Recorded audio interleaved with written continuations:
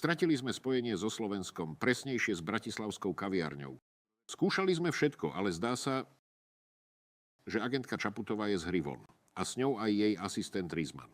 Išla Čaputová po niečom špeciálnom? To neviem presne. Ju platila americká ambasáda.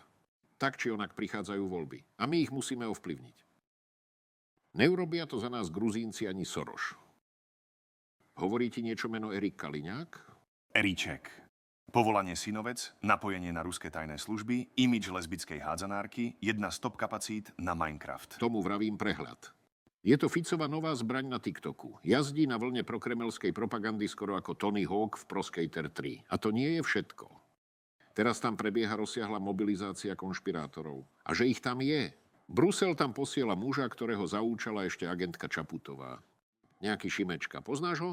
Veľa som o ňom počul. Nikdy som sa s ním ale nestretol. Myslíte, že tie voľby dokáže nejak ojebať? To sa ho opýtaj sám. Máš letenku s príletom na popradské letisko, odkiaľ budeš autom v Bratislave, tak za 10 až 12 hodín. Jedno tekvicové latečko, prosím.